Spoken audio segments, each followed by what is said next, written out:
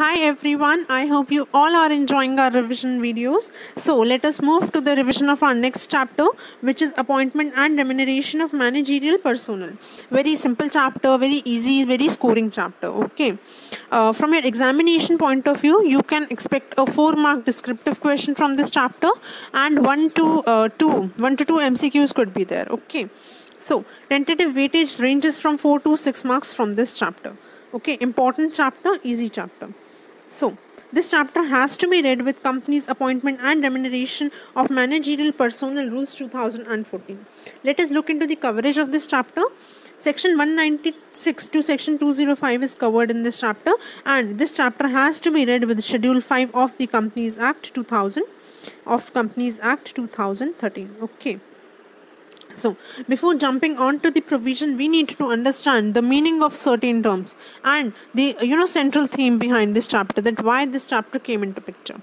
So, see what happens that the companies nowadays works on a very large scale, where like companies have very diversified operations. So, what do the company do? Company appoint few individuals who are interested with substantial powers of the company, along with directors. The company has already a set of directors with it, but even for overseeing the affairs of the company, for overseeing the acts of directors also, the company appoint more individuals who are interested with substantial powers of the company, such as the CEOs of the company, CFOs, company secretaries, etc. Okay, each of the individual is interested is responsible for certain things. So this chapter is all about appointment of these persons only. This chapter tells us about how these persons are appointed by the company, then the maximum remuneration they are allowed to withdraw, what would be the consequences if access remuneration is withdrawn by them, what would be the consequences if they lose their office in between. Okay, so this was the central theme. Now we need to understand a few terms about this chapter. Okay, the important terms with respect for your examination is managerial personnel. Who is a managerial personnel? See, the CEOs, CFOs, company secretaries, then your managing director, manager, whole-time director. These are collectively known as key managerial personnel of the company. Okay. Let us start with our first term, managing director. Who is a managing director? See, for a person being appointed as a managing director, he needs to be a director first. So, any person who is not a director in the company, he cannot be appointed as a managing director. Okay. Then further, a managing director could be your additional director, alternate director, or any director. He needs to be any director in the company. Then only he can be appointed as managing director. Then such a director shall be entrusted with substantial powers of the entity. Okay. Then only he can be called as a managing director of the company. Next we have manager. Who is a manager? Any person, whether a director or not, he can be appointed as manager in the company. Okay. Then this is important. One company can appoint only one manager, not at a time. No. One company can in its lifetime have only one manager in the position. Okay. And further, you need to remember, a company can either have managing director or manager. No company can appoint managing director or manager simultaneously. For the purpose of managing director, the company may have 2 or more managing directors, but when it comes to manager, a company can maximum have 1 manager. Okay, and it cannot simultaneously appoint managing director and manager in the same company. Okay, and again, manager is also entrusted with substantial powers of the company. Okay, what is this substantial power? It is being referred again and again. See, any power which is not of administrative nature is substantial power. Here there are certain examples of substantial power, and ICAI has several times framed a question based on these. So let us look into this. Substantial power does not include administrative acts of routine nature. Then, affixing common seal of the company does not amount to substantial power. Drawing or endorsing any negotiable instrument such as check, etc. cannot be your substantial powers. Then, directing any person to register the transfer of share does not amount to your substantial powers, and signing any share certificate does not amount to substantial power. Any power which is not an administrative nature is your substantial power. Okay. Then the last term we have is your whole-time director. Who is a whole-time director? Any person who is engaged with the day-to-day management, day-to-day affairs of the company is whole-time director. Whole-time director must be in employment with the company, and as the person is employed by the company for the day-to-day operations, so such a person can be a whole-time director in maximum one company. Here it is written one person cannot be a whole-time director in two or more companies. So one person can maximum be a whole-time director in one company. So done with the basic concepts and the central theme. Let us start with the with our first section, appointment of managing director, manager, whole-time director. In this section we are going to study about the eligibility criteria of a person for being appointed as a managing director, manager or whole-time director, the tenure of these persons, the approval, the process we need to follow for appointment of these persons. Okay, so let us start.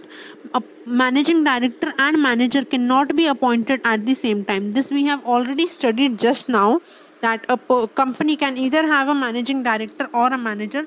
A company cannot have both of these simultaneously. Okay, then next, the tenure of a person who is appointed as managing director, manager or whole-time director. It says he can be appointed for one term of maximum 5 years. He can be appointed for one term only.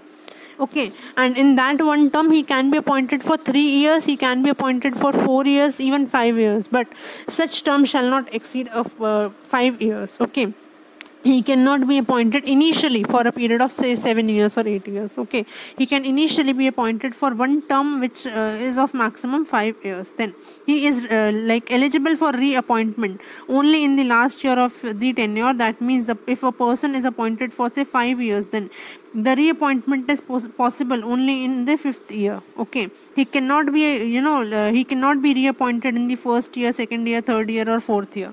If he wish to continue the office, he is eligible to be reappointed only in the last year, only in the 5th year. Okay, and this point is not applicable to a government company provided it has not defaulted in filing financial statement and annual return to ROC. Then 196.3, it lays down certain grounds of disqualification and vacation of office. If any individual has attracted any of these, then he shall be disqualified from being appointed as a managing director, manager or whole-time director, and he has to vacate his office. Okay, then what are the circumstances given here? Let us see. First one is age. A person below the age of 21 years cannot be appointed, and a person who has attained the age of 70 years cannot be appointed. Okay, however, a person who has attained the age of 70 years, his appointment is possible in these two circumstances. Okay, if SR is passed by the company, so an explanatory statement justifying his appointment is attached, and if SR is not passed by the company but the company gets votes in favor more than votes against such a resolution, and the central government is satisfied that such appointment is most beneficial, then in that case a person below who has attained the age of 70 years can be appointed. Okay, so what does it says? It says, see, a person below the age of 21 years cannot be appointed anyway. Okay, there is no exception of to it. If a person is below the age of 21 years, he cannot be appointed. There is no resolution to it. Okay, then how a person who has attained the age of 70 years cannot be appointed, but this has an exception. Okay, for the person who has attained the age of 70 years, what the company can do, the company can pass a special resolution. Okay, now if the company has succeeded in passing special resolution, that means if the company has got more than 75% or more votes in favor of appointment of such person, then the company can attach an explanatory statement justifying his appointment, and such a person is appointed by the company. Okay, but suppose such a company has not succeeded in passing a special resolution, that means such company couldn't get more than or equal to 75% vote, but the company gets more than 50% votes in favor of the resolution are more than votes against the resolution. Means what? Means the company has got more than 50% votes. Then in such case, the company is required to make an application to the central government that, sir, the appointment of such so and so person is most beneficial, and if central government is satisfied, then we can make an appointment of the company can make an appointment of the person who has attained the age of 70 years, even if it has not passing a special resolution. What it needs to do, it has to pass an ordinary resolution and central government approval has to be taken. Okay, then the central government's approval has to be taken by making an application in form MR2 to the central government within a period of 90 days. Okay, I have mentioned that later. Within a period of 90 days from the date of passing the special resolution. Okay. Then the second point is an undischarged insolvent or a person who has adjudged as an insolvent cannot be appointed. Any person who has made composition with the creditors, that means who has not paid the creditors in full or who has suspended the payment to creditors, cannot be appointed. Then a person who has been convicted of any offense and sentenced to imprisonment for more than 6 months, more than, not equal to, it is not more than equal to, it is more than 6 months, then such a person cannot be appointed. He is disqualified from being appointed as a managing director, manager or whole-time director. Okay, so let us recollect what we have studied. There are 4 points of disqualification. A person below the age of 21 years cannot be appointed anyways.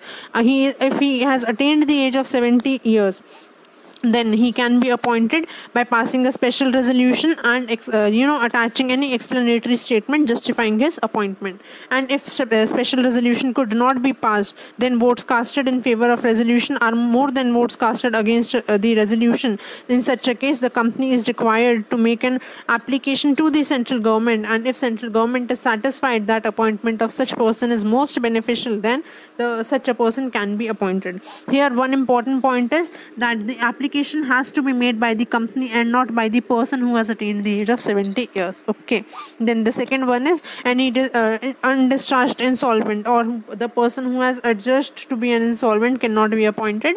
Any person who has made composition with the creditors or who has suspended the payment of creditors cannot be appointed, or any person who is convicted of any offense and sentenced to imprisonment for more than 6 months cannot be appointed. Okay. Then we have certain approvals for appointing any person as a managing director, whole-time director or manager. See, first what we need to do, we have to make we have to obtain the approval of the board by passing a board resolution at board meeting. Then we have to take the approval of members by passing an ordinary resolution in the general meeting, and then the central government's approval is required only if the appointment is not in compliance with part 1 of schedule 5. Okay, and in both the cases when the approval is required to be obtained from the board or from the members, the notice shall be sent to the board and the members, and such a notice shall contain the remuneration, the terms and conditions, etc. of the person to be appointed, of the proposed person to be appointed as managing director, manager or whole-time director. Okay. Then for obtaining the central government's approval, we need to make an application, and we have already discussed one case where approval of central government is necessary. That is when SR is not passed and the person has attained the age of 70 years. Okay. Then a company is required to file for a return of appointment to the ROC in form MR1 within a period of 60 days of appointment. Okay. Till now we have studied about 2 forms. MR1, which is to be filed by the company to ROC for appointing for the return of appointment of a person of a managing director, manager, whole-time director, and MR2 in case an application is made to the central government, and that has to be filed within 90 days from the date of passing special resolution. Okay, and these 2 approvals and the return of appointment, these 2 are not applicable to a government company or a private company provided they have not defaulted in filing financial statement and annual return to ROC. Then in case, see, if the person is appointed by the board and he has started working in the organization, but his approval is not ratified, he has not been approved by the members in the general meeting, then no prior act of such a member who was appointed as managing director, manager or whole-time director, his prior act shall be valid. Okay, no prior act shall be invalid. Here it is written, appointment not approved in the general meeting, no prior act shall be invalid or void. Okay. Then coming to our next section, section 197, most important section of this chapter. Okay, managerial remuneration. It talks about managerial remuneration. This section is applicable only to a public company. And section 197 shall apply to every company having sufficient profits. If the company does not have sufficient profit or is incurring losses, then such a company shall provide managerial remuneration in accordance with Schedule 5 of the Companies Act 2013. Now, Schedule 5, we will be doing it in the later part of this video. Now, what does it say? It says that the total managerial remuneration a company can provide is 11% of the net profits. Okay. Now, this is the total managerial remuneration and not the remuneration which is to be paid to each of these directors or key managerial personnel. This is total. This is aggregate of remuneration paid to all, and such an aggregate shall not exceed 11% of the net profits. Okay, this is the maximum amount. Now, any company can provide up to 11% of the net profits without passing any resolution. I have seen so many students coming up with the doubt that 11% could be paid only by passing an ordinary resolution, and any amount in excess of 11% is can be paid only after passing a special resolution. No. I don't know where is this written. Like, from where are you coming up with these type of thoughts? I have checked this point with this latest study material also. No such resolution is required to be paid, to be passed if the company has paid any amount which is up to 11% of the net profit in the form of managerial remuneration. So, for paying up to 11%, no resolution is required to be passed, right? And any managerial remuneration which is paid in excess of 11%, like if you want to exceed the limit of 11%, then you can do so by passing an ordinary resolution in general meeting. So, no resolution up to 11% of net profit, but if you want to pay an amount exceeding 11% of the net profit, then ordinary resolution in general meeting is required to be passed. Then, how can you bifurcate this total managerial remuneration between the remuneration paid to managing director, manager, whole-time director, and remuneration paid to other directors? On what basis you can bifurcate the two? So, before understanding this, first understand it is manager or managing director and whole-time director. Okay, why manager or managing director? Because a company can either have a managing director or a manager. The company cannot appoint both of them at the same time. This we have already studied. So you have to study it as remuneration of managing director or manager and whole-time director. Okay. Now, if the company has one managing director, manager, or whole-time director, it can pay a maximum of 5% of net profit as the managerial remuneration to the managing director, manager, or whole-time director. And if the company has more than one managing director, manager, whole-time director, then it can pay maximum 10% of the net profits as remuneration, managerial remuneration to the managing director, whole-time director, or manager taken together. What does it mean? It means that if a company has suppose 2 managing director, and if the company has 3 whole-time directors, so this 10% limit is applicable to all these 5 directors, okay, taken together. The remuneration, the aggregate remuneration of all these directors shall be up to 10% of the net profits. Okay. Now, what about the other directors? Say, if the company has managing director, manager, or whole-time director, then the other director shall get up to 1% of the net profit as managerial remuneration. And if the company has no managing director, manager, or whole-time director, then the managerial remuneration to the other director shall be up to 3% of the net profits. Okay.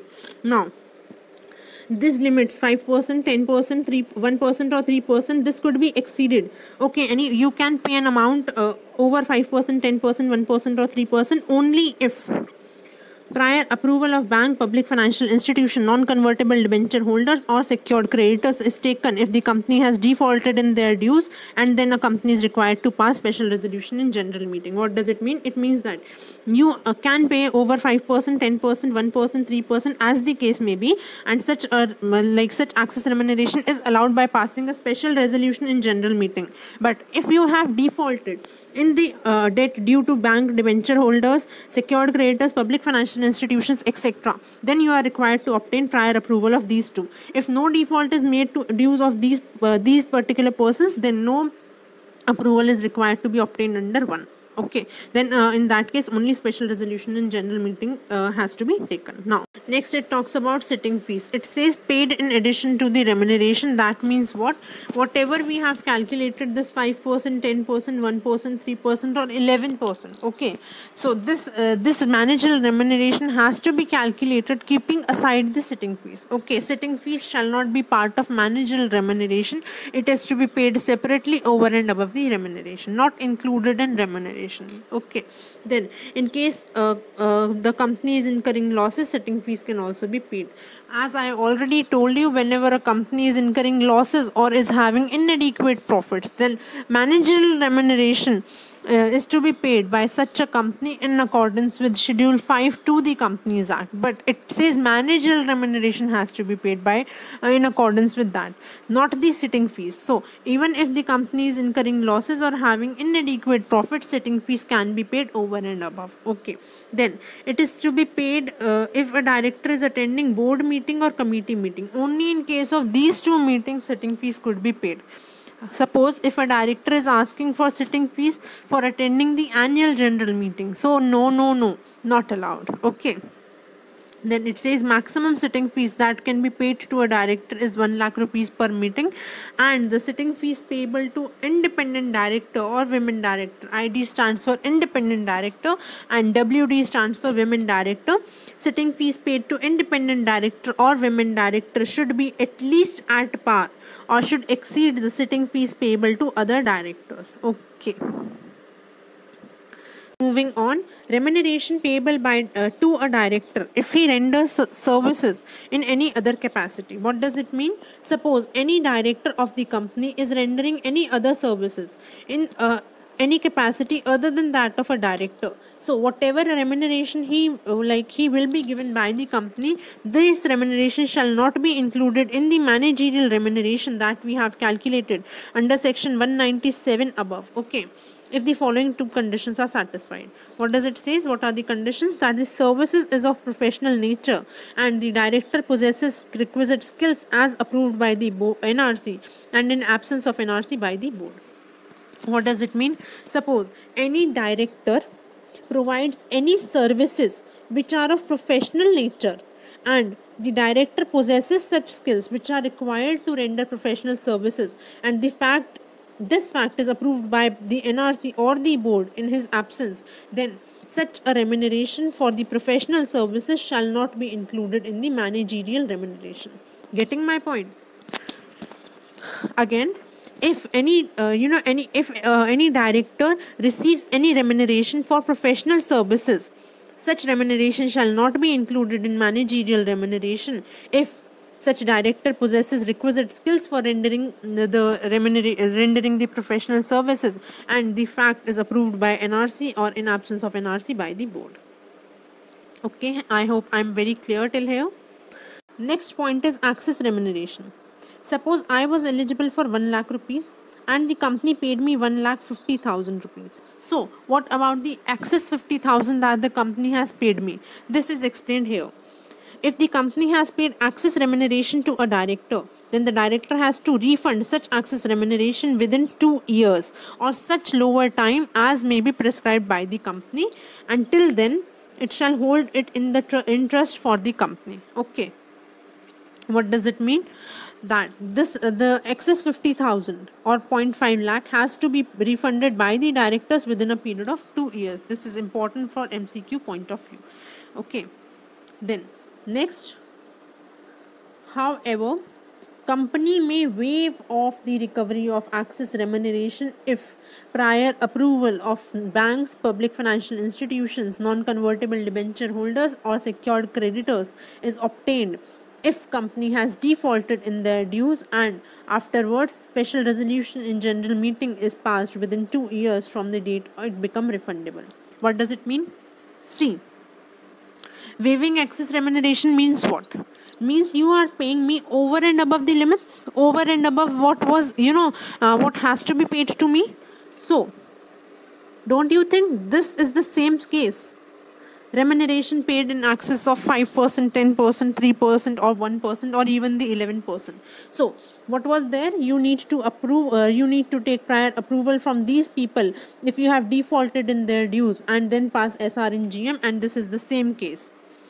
See, if you have waived off the recovery of access remuneration, that means you are paying me over and above the limits. So you need to take prior approval of banks, public financial institutions, non-convertible debenture holders, or the secured creditors if you have defaulted in their dues, and then you are required to pass a special resolution in general meeting. No new point. It is just a continuation. It is just a different scenario created out of the above topic. Okay. Then KMP negligence insurance policy. See, there is a concept behind introduction of this topic. What is it? Look, these big groups, what they do, they take an insurance policy for indemnifying themselves from losses that is incurred due to the negligence of KMP. Okay, so whenever the company incurred any loss due to the negligence of KMP, such loss shall be compensated by the insurance company. Okay, so to enjoy this benefit, the company has to pay premium. Okay, so such a premium shall be paid by the company until KMP is guilty of negligence. What does it mean? This premium has to be paid by the company in all the cases, but when the KMP is guilty of any negligence, then such premium shall form part of the remuneration of KMP. We will deduct such the amount of such premium from the remuneration which we are required to pay to the KMP concerned. Okay, understood.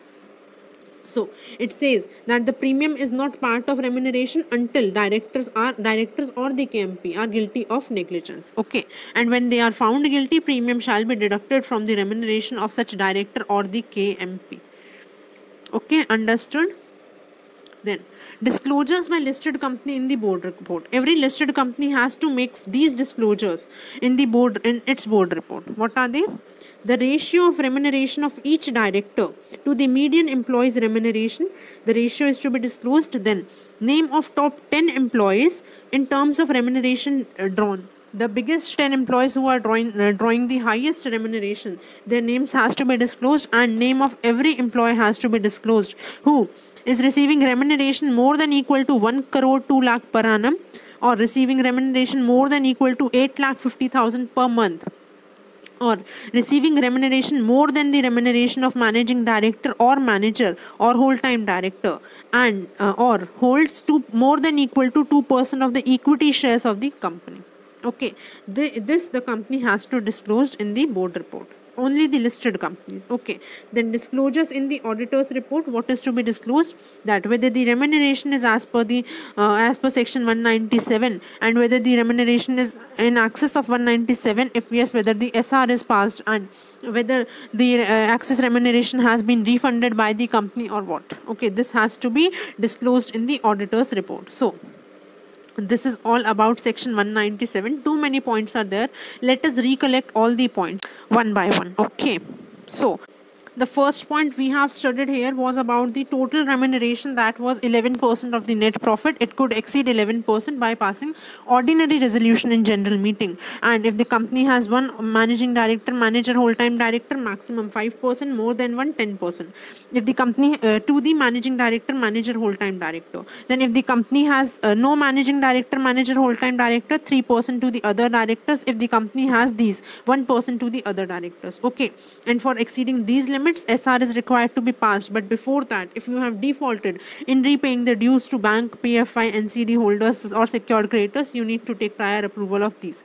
So for exceeding the individual limits, you are required to pass the special resolution, or you need to take the prior approval if you have defaulted in their if you have defaulted in their dues. But for exceeding the overall limit of 11%, only OR is required to be passed at the general meeting. Important. Okay, then we talked about the sitting fees. It is maximum 1 lakh rupees per meeting, and individual directors and women director has to be paid either at par or more than the other directors. Then it has to be paid in addition to the directors, and in case the company incurred losses, sitting fees can also be given in that case too. Then we talked about the remuneration paid to the directors in professional capacity. Such a remuneration shall not be included if the director possesses requisite skills which were required for rendering those services, and such a fact is approved by the NRC or in its absence by the board. Then we talked about the access remuneration that has to be refunded by the director within a period of 2 years, and such access remuneration may be waived off by the company provided these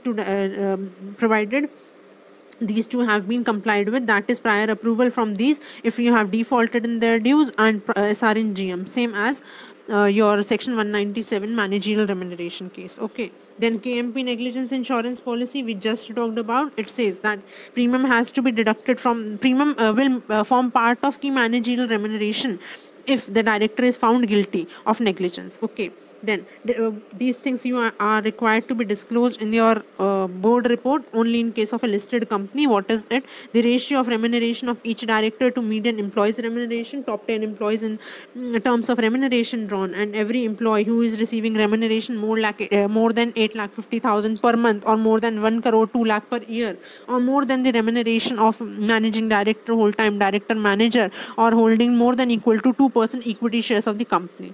Then equity shares, okay, not equity in preference or not the paid up share capital. No, it is equity shares. Then you are required to disclose in the auditor's report whether the remuneration paid is as per section 197. If not, then whether the remuneration is paid as per 197, and whether the access remuneration has been paid to any director. If yes, whether SR passed. If yes, but refunded back, whether refunded within the given time, and if waived off, then whether SR passed. And if you have defaulted in dues to banks, PFI, etc., then whether prior approval of theirs has been taken.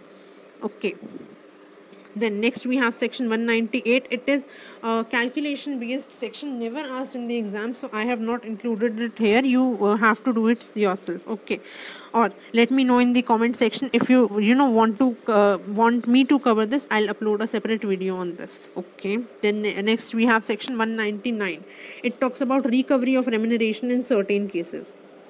Okay, when a company is required to restate its financial statement due to any fraud or non-compliance, then the excess remuneration, including the stock options, shall be recovered from the KMP or the CEO, whether past or present. What does it mean? It means that whenever you have restated whenever you have made any default, or you have made any fraud, or you make any non-compliance, and that was determined at a later stage, and you are required to restate the financial statement of that particular year in which you have made a default or whatever. Okay, so when, on restatement you found that you have paid any access remuneration to any director. It could be in terms of stock option also. Whenever you found that you have paid any access remuneration, such a remuneration has to be recovered from the KMPs. Okay, whether the KMP is still still employed by the company, or whether it is not there in the organization anymore. So you can recover such an amount from the past or the present KMP. Then section 200, it says company may fix the limit of remuneration based on the experience, qualification, then the financial position of a company, remuneration drawn by the director in other capacity, or remuneration drawn by the director from other company. Okay, one time read section, not at all important. This is also one time read, not at all important. Okay, then section 201, it says form and procedure with respect to application to CG. Remember, you have made application to CG when you have appointed a person who has attained the age of 70 years and you couldn't succeed to pass the special resolution. So what you did, you have passed an ordinary resolution. That means the vote casted in the favor of the resolution were more than the vote casted against it. Then in that case, you have applied to the central government. So you can apply to the central government in MR2, and along with a notice within a period of 90 days. Then the notice shall be sent to the members and shall be published in 2 newspapers, one English newspaper, one vernacular newspaper. Okay. Next, we have section 202, which talks about compensation for loss of office of managing director, manager, or whole-time director. This compensation has to be paid to these 3 only and not to any other directors. Okay. Then the compensation shall be based on average remuneration of 3 years or shorter period that he has served in the company, and maximum compensation shall be paid for a period of 3 years or the unexpired term of the managing director, whole-time director, or manager, whichever is lower of the 2. Okay. So like you need to do a few practical questions based on this to have a grip on this. Okay, now, so no compensation shall be paid in the following cases. In these 7 cases, the director, managing director, whole-time director, or manager shall not be entitled to any compensation for loss of office. Okay, the first one is when the director resigns voluntarily, when he himself resigns from the company. Okay, when there is any vacation of office under section 167, when the company is wound up due to negligence of director, then when the director himself instigated or he is himself responsible for his termination of directorship. Okay, then when the director is guilty of fraud, misfeasance, negligence, or breach of trust. Then next is when the director resigned due to reconstruction or amalgamation of a company and he is appointed in the reconstructed or amalgamated company.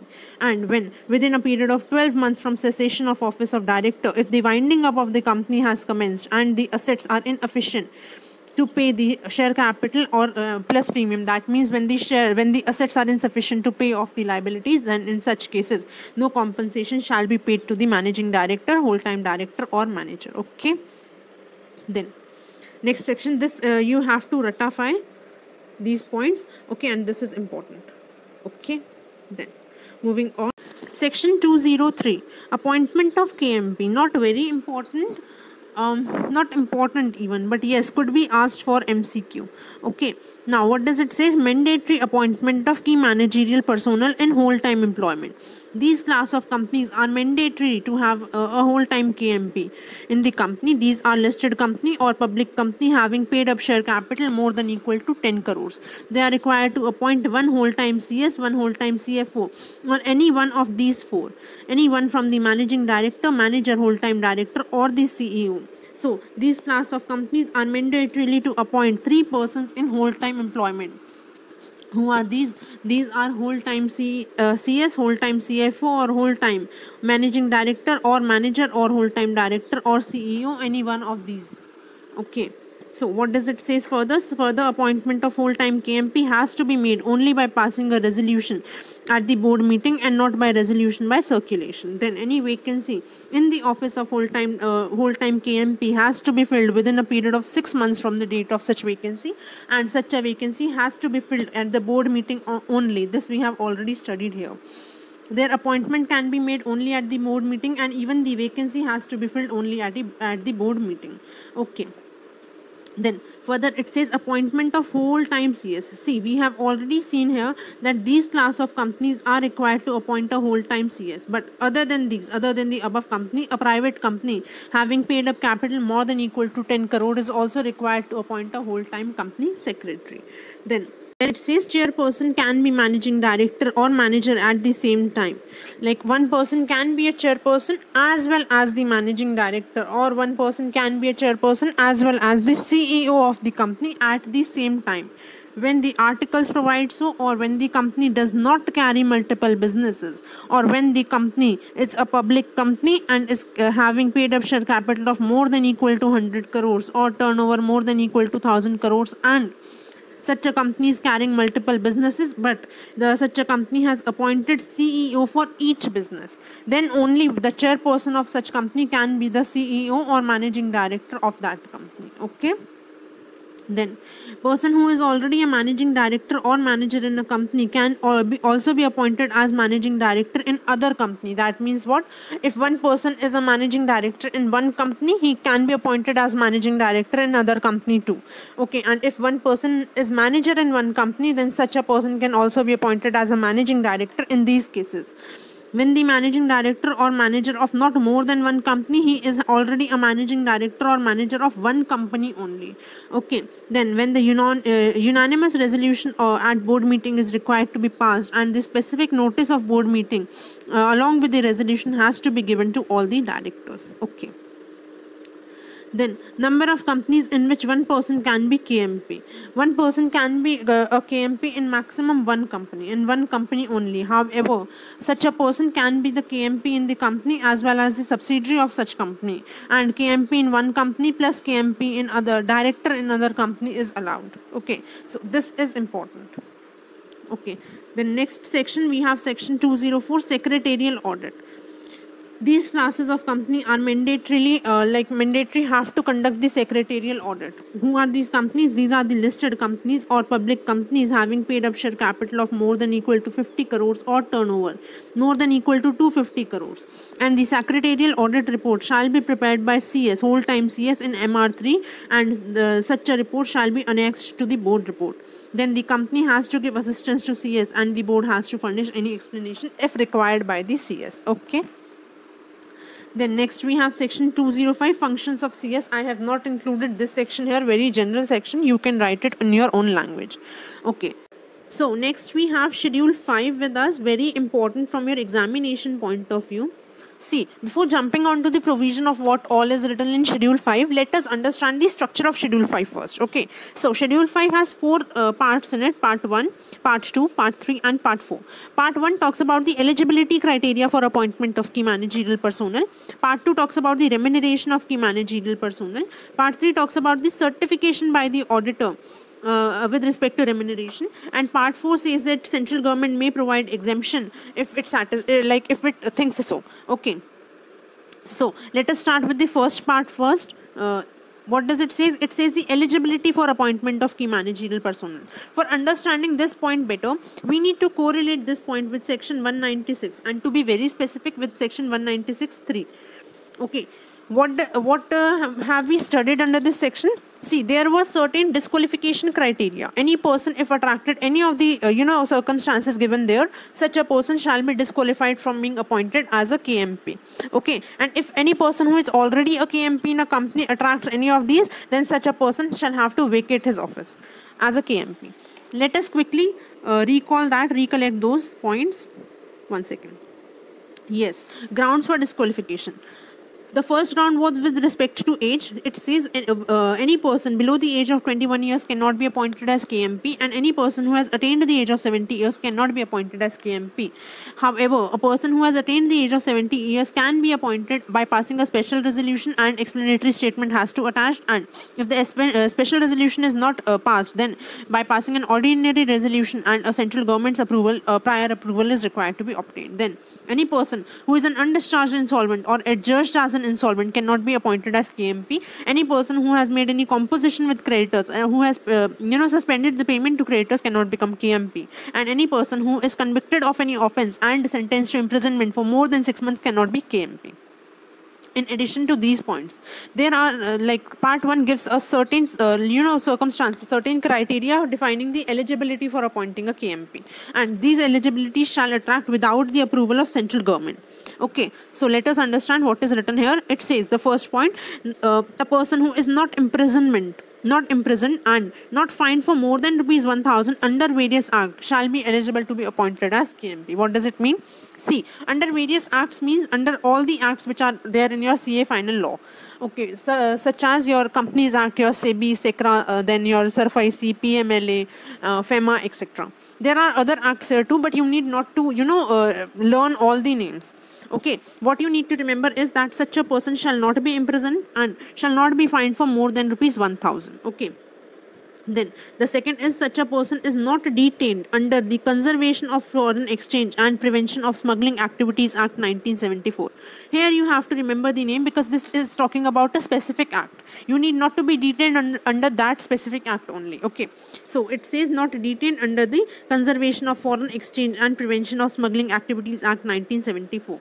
Then the next, he can be appointed if he is above the age of 21, above or equal to the age of 21 years, and below the age of 70 years. Okay, and if he has attained the age of 70 years, he can be appointed by passing a special resolution. Why have they not included the ordinary resolution portion here? Because see, we are talking about the appointment without taking the approval of central government, and in that case we require the prior approval of central government, so we have not included that here. And the fourth eligibility criteria is that such a person is a resident in India. And for the for the entities who are operating in SEZ, then a person who is a KMP but a non-resident can also be appointed. Okay, it is okay. So for being a resident, what do you mean by resident? Resident means who is who has a continuous staying in India for more than equal to 12 months immediately preceding the date of appointment. 3 points we need to remember here is the stay must be continuous, the stay must be of more than equal to 12 months, and 12 months have to be calculated from the date of appointment, immediately preceding the date of appointment. Okay. Or any person who has came to India for employment or business or vocation. Okay. Then any person who is convicted in 1, 2, 3 or 4 can be appointed by central government's approval. What does it mean? It means that any person who has been imprisoned or who has been fined for more than 1000 or who has been detained under the Conservation of Foreign Exchange or Prevention of Smuggling Activities Act, or who has not fulfilled the age criteria, or who is a non-resident, then he can also be appointed by taking prior approval of the central government. Okay. Then moving on, before doing part 2, let us first do part 3 and part 4. Part 3 says that the remuneration to the managerial personnel shall be in accordance with section 197 or schedule 5. See, it has to be under section 197 if the company is having sufficient profits, that is 1%, 3%, 5%, 10%, or maximum overall 11%. Or it has to be as per schedule 5 if the company is not having sufficient profit or having no profits at all. Okay. Then such a remuneration which is paid has to be approved by the members, and the auditor shall certify that the remuneration is as per the law and it is approved by the members, and the company has given the certificate of auditor to the ROC. Okay. Then the fourth part says that central government may provide any exemption with respect to any provision of this chapter if it thinks so. Okay. And now let us start with our last part, part 2. Part 2 has 5 sections in it. Okay, 1, 2, 3, 4 and 5. Okay, let us see what each section tells us about. So the first section says that remuneration of the KMP shall be as per section 197 for having sufficient profits. If the company is having sufficient profit, then managerial remuneration shall be paid to them in accordance with section 197. That means that 1%, 3%, 5%, 10% or overall 11%. Okay. Then next, section 2 is specifically very important. It says that the remuneration by the companies having no or inadequate profit has to be based on the effective capital. Now, how do we calculate effective capital? See, I have given it here. See, what does it say? Paid up capital excluding share application money, then securities premium reserve, then reserves and surplus excluding revaluation reserve, then long-term borrowings, then deposits which are repayable after 12 months. These all have to be added, and you need to deduct the investments, the accumulated losses and the preliminary expenses. Then we reaches to effective capital. Okay. And the remuneration has the remuneration that has been calculated is on yearly basis, and it is to be paid to each managerial personnel. Okay. This is the remuneration to each managerial personnel on per annum basis, yearly basis. It says that effective capital, if it is negative or it is up to rupees 5 crores, then managerial remuneration to each managerial personnel shall be up to 60 lakh rupees per annum. Then if effective capital is more than equal to 5 crores, less than 100 crores, 84 lakhs, more than equal to 100 crores, less than 250 crores, 120 lakhs, and if effective capital is more than equal to 250 crores, then 120 lakhs plus 0.01% in excess of 250 crores. That means whatever effective capital is in excess of 250 crores, 0.01% of that excess amount plus 120 lakhs has to be paid to the KMPs. And if you are paying the managerial remuneration within these limits, even though you are required to pass an ordinary resolution, why? Because the company is not having profits, no. And if you are exceeding any of the limits, you are required to pass a special resolution. Okay, so the next thing this section tells us about is the remuneration to the professional director in case the company is not having adequate profits. Okay, it says if the director is working in a professional capacity, if he does not hold any share in the company, subsidiary holding or associate, if he is not related to the promoter or director of the company, subsidiary holding or associate, and he possesses graduate level qualification, expertise and specialization, then he can be appointed as a professional director, and any remuneration to such a director can be paid by the company even if the company is not having sufficient profits. Okay. Now, these holding and this relation has to be seen 2 years prior to date of appointment and 2 years after the date of appointment of professional director. Okay. Then it has an exception to it. Any shares held up to 0.5% of the paid up share capital under the ESOP is allowed. Okay, the professional director can hold up to 0.5% of the paid up share capital only if such a shares were allotted to him under the employee stock option plan. Okay, then it says that for paying any amount to a professional director, we need to pass a special resolution in general meeting, even if such a person satisfy all these four conditions. Even if to pay any amount to such a professional director, you need to pass a special resolution. Why? Because see now, the company is already not having profits, okay, and then you are appointing a professional director, and then you are paying such a professional director a huge amount. So we need a special resolution. We need the members to support our decision. Okay, then approvals for payment of A or B. For paying any remuneration to the KMPs or for paying any remuneration to the professional director, we need these resolutions, these approvals. Okay, what are these? These are approval by the board at the board meeting, then approval of the nomination and remuneration committee, approval by the members, ordinary resolution by passing ordinary resolution or special resolution. Ordinary resolution if you have paid them any amount within this limit, or special resolution if you have paid any amount to the professional directors or you have paid any amount to the KMP above those limits. Okay, then approval of banks, financial institutions, non-convertible debenture holder or secured creditors if you have defaulted in payment of their dues, and even after defaulting in their payment you are paying your KMPs and the professional director. So what you need to take prior approval of them also. Okay, now section 3 of part 2 of schedule 5, what does it say? It talks about the remuneration in excess of the limits without passing a special resolution. Any amount of remuneration could be paid to your KMPs in these following circumstances without even taking your special resolutions approval. What is the general rule? General rule is whether you are opting for section 197 or whether you are opting for part 2 of schedule 5.